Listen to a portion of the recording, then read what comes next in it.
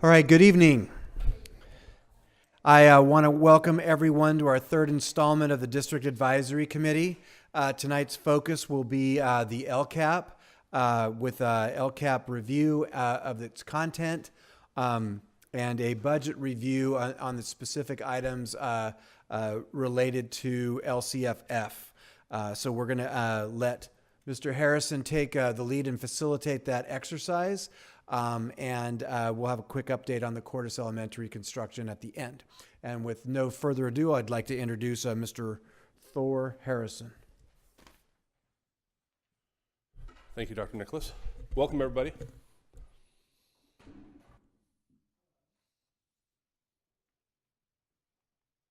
Thank you. So, this evening I'm going to talk to you about our LCAP plan, Local Control and Accountability Plan for Lambertville Unified School District. Those of you that come to the DAC meetings before, I see many familiar faces. You've probably seen some of these slides before. We're going to talk about what the LCAP's about, what our goals are, and then we're going to move into the LCAP document itself so that you can see a draft of our 2019-20 LCAP plan. So what is the LCAP purpose and function? Builds upon the strengths of the district. The whole idea of the plan is it's beyond test scores of our old system that just had API scores and test scores and didn't talk about other items such as how students feel at school or survey information or other data points like that. We are required to develop a plan to address student group disparities so that we have educational equity. That would include electives, students that take AP classes, advanced courses, honors courses, things of that nature.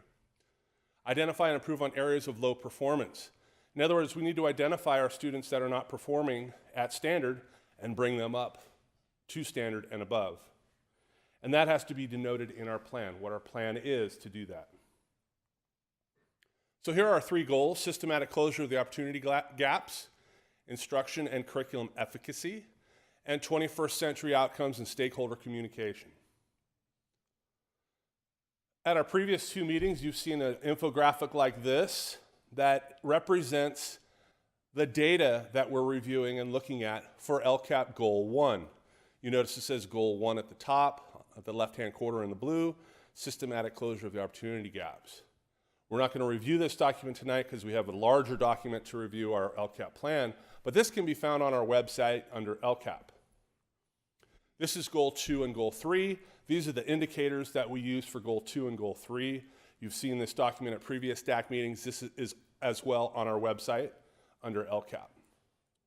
And these infographics are designed for ease of reading, because what you'll notice today with the LCAP plan, it's a long written document that isn't as user-friendly as these infographics are. So what's our timeline?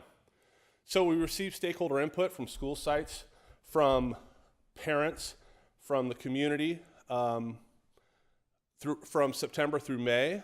Specifically, on May 2nd, we had our final review with the DLAC group. The DLAC group had multiple opportunities to look at our document and provide input and respond to our LCAP plan. Tonight, obviously, is the DAC meeting. This group has seen the LCAP document multiple times and seen our infographics and how we look at data as it relates to LCAP.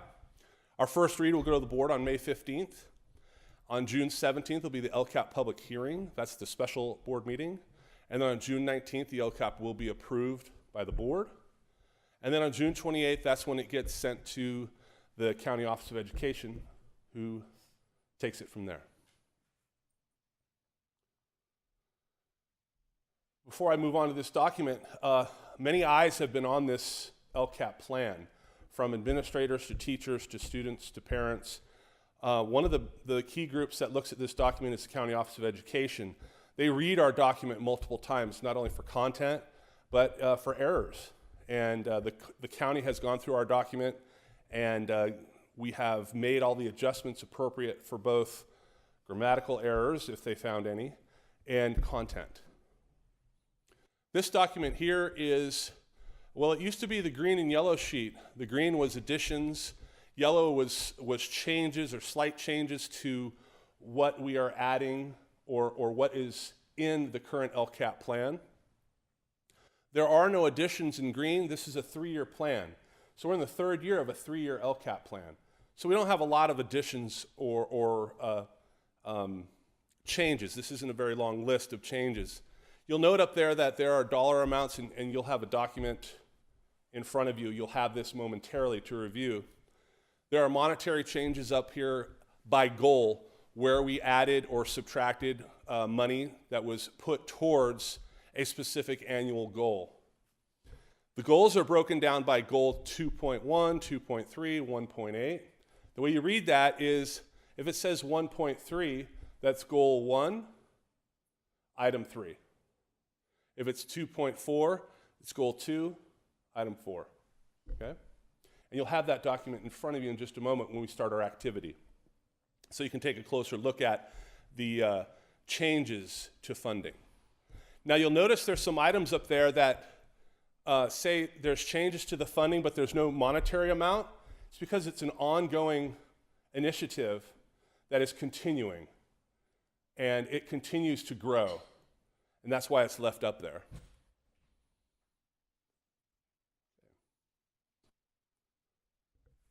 Okay, for our next activity, what we are going to do is we have the LCAP broken into 5 pieces. It's a very large document. It's well over 150 pages. And what we want is to have everybody have the opportunity to peruse through the different sections. So my plan is to put the introduction right there where Paul is sitting. We'll put the introduction there. We'll put goal 1, goal 2, goal 3, and then the ESSA addendum over here on this side, so that we can all get up and we can walk around and look at the documents as we see fit. So let's break into equal groups. There's 3 copies per area, and Irene's going to help me put these out here in just a minute, and we'll have them in different areas. So you can go synchronously or asynchronously. It won't change your ability to read the document. Okay, we put it in sections that it's pretty easy to understand and see where they all go together. One quick note on the ESSA addendum. This was the first year that we were required to have an addendum from the Every Student Succeeds Act, which is our federal requirement. And that is a new document that was given to us this school year. That is a subset of our LCAP plan. It is submitted with the LCAP plan, but it is separate. It's a separate document. Okay? So we'll get started and go right now, and we'll...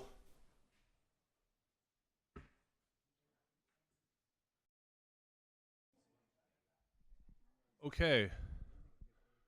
Thank you for completing that activity, everyone, going through the LCAP plan. And some of you found some typos. I really appreciate that. When you look at a document 12, 14, 18 times, sometimes you stop seeing the typos, and I appreciate that. So right now, are there any questions about the LCAP plan that I can answer or write down and bring you back an answer?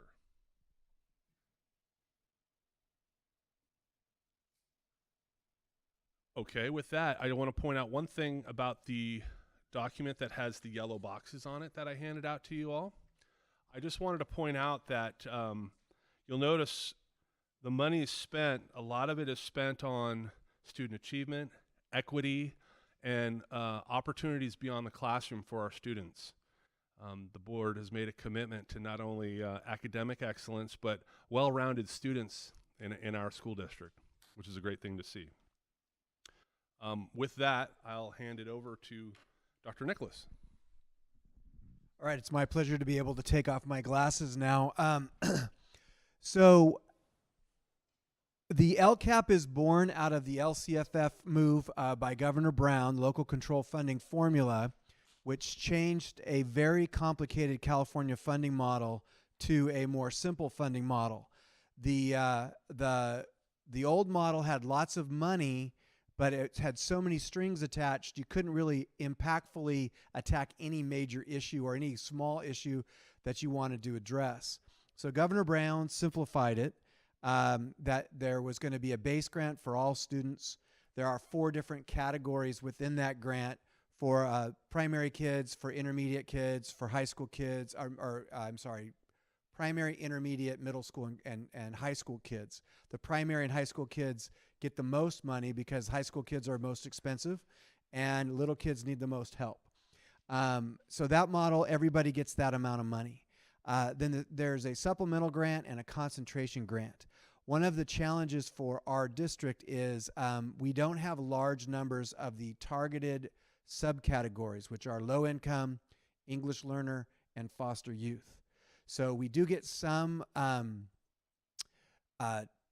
assistance through the supplemental grant, but we get zero concentration grant. So the supplemental grant ties to those three subcategories, and the concentration grant attaches only if you have 55% of your students fall into that category. So every student beyond 55% of English learners, low income, or foster youth would get additional government funding. So we do the best, and we make what happens here with basically the base grant from the state. It's less complicated a system because there aren't so many different strings attached, but our limitation is that our student population, our community does not generate large populations of students within those three categories. With that said, the Local Control Accountability Plan is designed to explain to stakeholders and the community in a simple way how we're spending the money.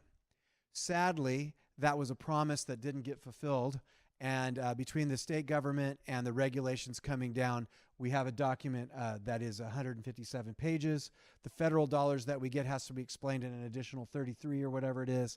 So we want to thank everyone for taking the time to go through the complicated document to kind of see how it works and what's available. And obviously this is available on our website. The final step will be a board hearing on the 17th of May and a board approval on the 19th of May.